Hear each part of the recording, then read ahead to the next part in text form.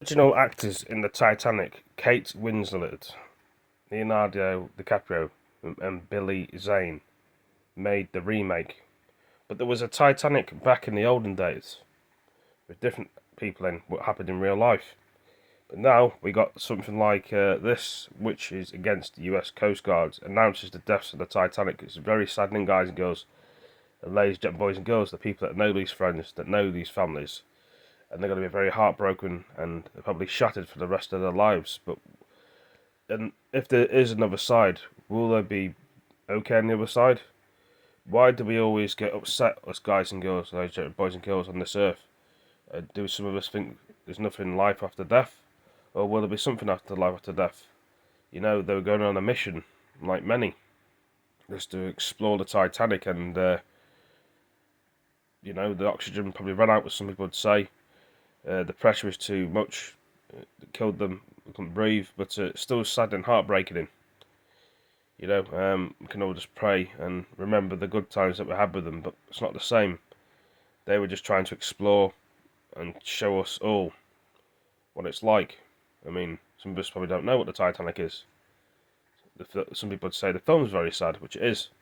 But let's play the video and watch what's been said. After the adverts, obviously, on the TV, because I do find that quite annoying. Just like 2 adverts after 2.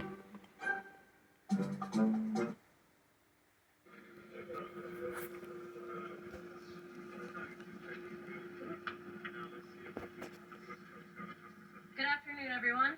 Thank you for joining us today and over the past few days. This afternoon, Rear Admiral John Mauger will be providing an update on the most recent findings from ROV operations in search of the Titan submersible. He will provide a brief statement and provide the opportunity for questions after. Please limit your questions to 1 per outlet. Following the briefing, the Joint Information Center staff and I will be here to help you with any of your further needs. May I now please introduce Rear Admiral John Mauger.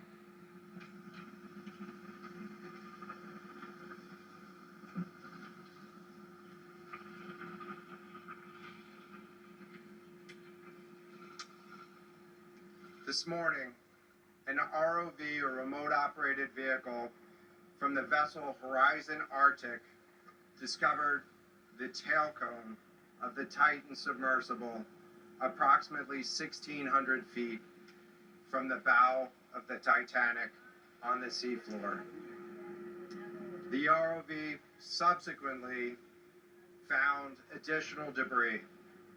In consultation with experts from within the Unified Command, the debris is consistent with the catastrophic loss of the pressure chamber. Upon this determination, we immediately notified the families. On behalf of the United States Coast Guard and the entire Unified Command, I offer my deepest condolences to the families. I can only imagine what this has been like for them, and I hope that this discovery provides some solace during this difficult time.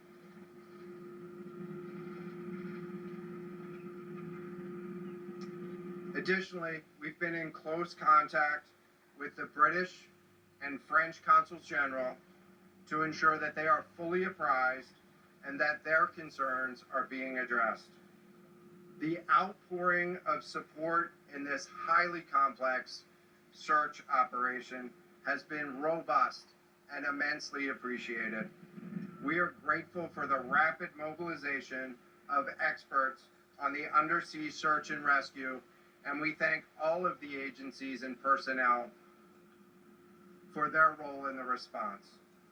We're also incredibly grateful for this full spectrum of international assistance that's been provided. The ROVs will remain on scene and continue to gather information. Again, our most heartfelt condolences go out to the loved ones of the crew. We'll now take questions.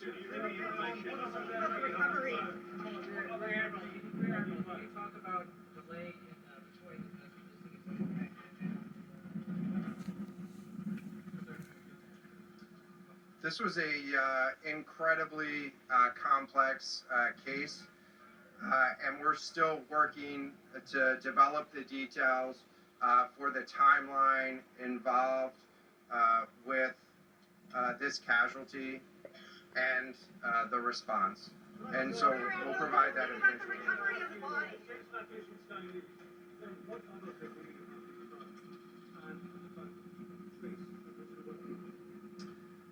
So this is an incredibly complex operating environment on the seafloor, over 2 miles beneath the surface. And so the remote operating vehicle has been searching, and it is highly capable.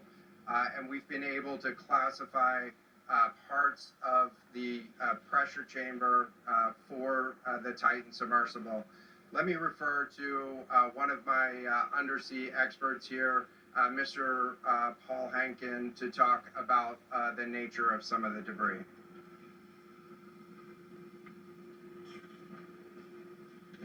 Thank you, Admiral. So essentially, we found 5 different major pieces of debris that told us that it was the remains of the Titan. The initial thing we found was the nose cone, which was outside of the pressure hull. We then found a large debris field. Within that large debris field, we found the front end bell of the pressure hull. That was the first indication that there was a catastrophic event. Shortly thereafter, we found a second smaller debris field. Within that debris field, we found the other end of the pressure hull, the aft end bell, which was basically comprised of the totality of that pressure vessel. We continue to map the debris field, and as the Admiral said, we will do the best we can to fully map out what's down there. Yes, sir. Go ahead. It's a very difficult question to ask because the important families, of course. What are the prospects of recovery of the bodies of the missing crew? So the questions was related. I'm restating the question from the standpoint of sometimes it's hard to hear the question here. What are the prospects for recovering crew members? And so this is a incredibly unforgiving environment down there on the seafloor, and the debris is consistent with a catastrophic implosion of the vessel. And so we'll continue to work and continue to search the area down there, but I don't have an answer for prospects at this time. Admiral Costello, NBC News. Is there any suggestion at all that the sub itself collided with the wreckage of Titanic, or that instead it might have floated above the wreckage and then rained down nearby? So the question was, is there any question as to whether or not the sub collided with the Titanic or whether it imploded above and debris field created from that? So as you can tell, there's an advert just coming on the TV. I don't know if you guys and girls, ladies and boys and girls, go for the same thing with adverts. The very annoying. location of the Titan submersible was in an area that was approximately 1,600 feet from the wreck of the Titanic. I have an expert here that is familiar with that area and can talk about the debris field and what the debris field indicates in terms of where the casualty may have occurred. Rear Admiral, really quickly, can you tell me when that massive fleet will be called back? Thank you, Admiral. So the question is, where does the wreck lie in relation to the Titanic? I didn't hear the Admiral's answer. I think 1,600 feet. Is that correct, Admiral? So that's off the bow of Titanic. It's in an area where there is not any debris of Titanic. It is a smooth bottom. To my knowledge and anything I've seen, there's no Titanic wreckage in that area. And again, 200 plus meters from the bow.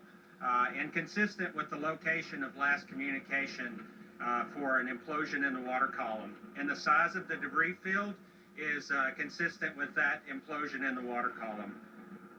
Thanks. In terms of the timing here, you say that this was a catastrophic implosion. I know it's early on, but is it your estimation that this happened right at the moment when they lost contact, an hour and 45 minutes after it was settled? So the question was about the timing of the catastrophic implosion. Right now, it is too early to tell with that. We know that as we've been prosecuting this search over the course of the last 72 hours and beyond, that we've had sonar buoys in the water nearly continuously and have not detected any catastrophic events when those sonar buoys have been in the water. So. Can you describe what happens from here to in the next days and weeks in terms of finding any more debris? What happens from here? So we will. That question was, what happens from here? What's the next phase? And so right now, again, our thoughts are with the families and making sure that they have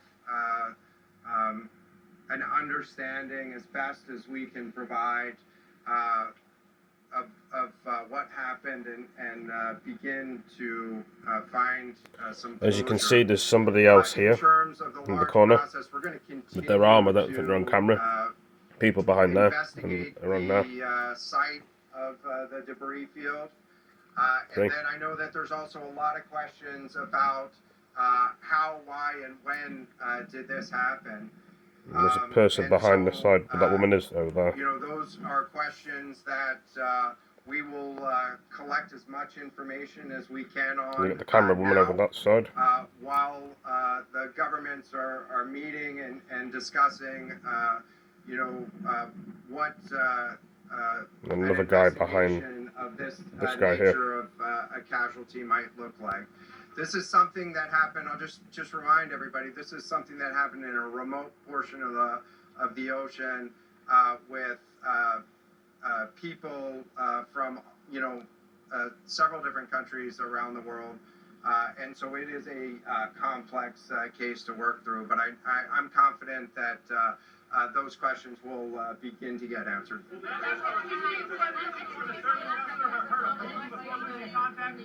There's another person behind that.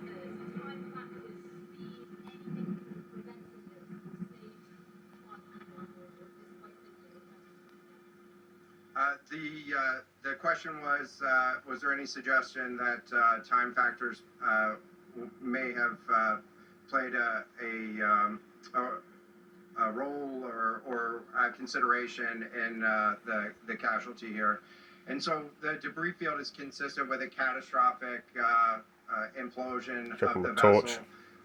Again, while we were prosecuting the search, we had listening devices in the water throughout and did not hear any signs of catastrophic failure from those. And so we're going to continue to investigate, or we're going to continue to document the information there and understand, based on all the information we have, the timeline.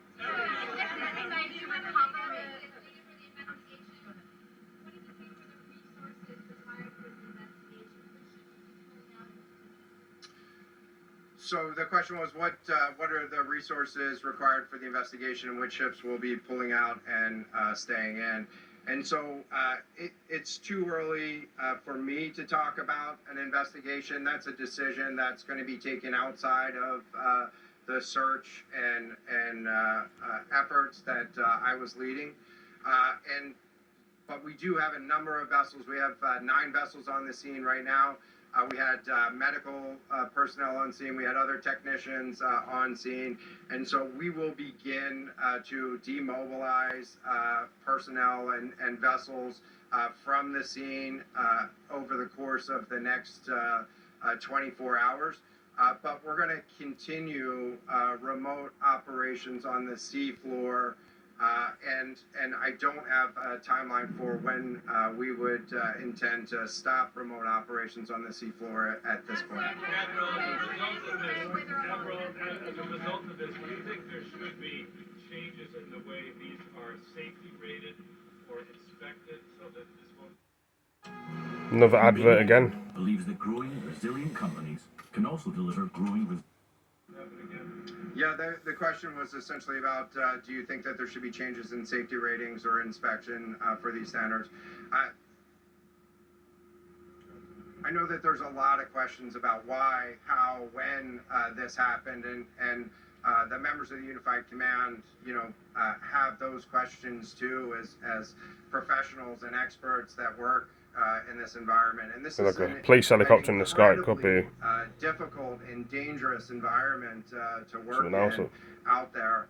But those questions about the regulations that apply and the standards. Surely ain't giving it an army helicopter. I'm sure focus of If you future do it in the background. review. Right now, we're focused on documenting the scene and continuing the subfloor operation. As you can tell, there's a lot of annoyed and angry people. What's going on? They're bound to be annoyed and angry.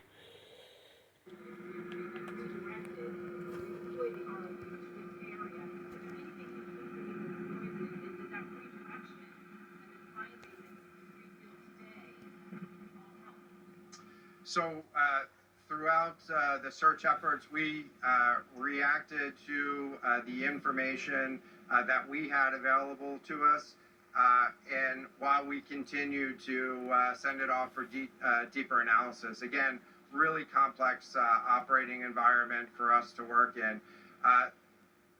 Let me check with the experts, but there doesn't appear to be any connection between the noises and the location on the seafloor. Again, this was a catastrophic implosion of the vessel, which would have generated a significant broadband sound down there that the sonar buoys would have picked up. This will be the last question.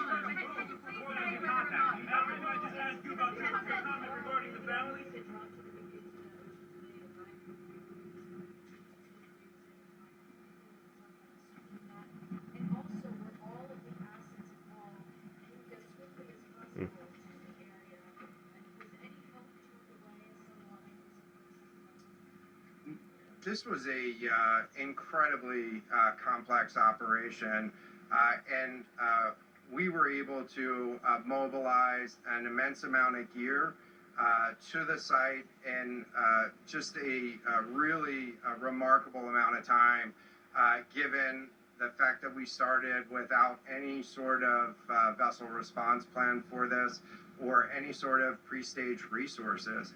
And so the equipment that was brought on site this morning that we were using was a pelagic ROV capable of operating at 6,000 meters, cameras, sonar, other articulating arms and resources on it. And it, we had to transport it here through C-17 aircraft. This is 2 aircraft that it took to get this up here. And so we've really had the right gear on site and worked as swiftly as possible to bring all of the capabilities that we had to bear to this search and rescue effort. And it was just a huge international and interagency effort to make this happen. So I'm really grateful for all of the responders that came out to support this and really search for the vessel. It is a difficult day for all of us, and it's especially difficult for the families, and our thoughts are with the families today. But this was an immense support, and we had the right gear on the bottom to find it. So thank you.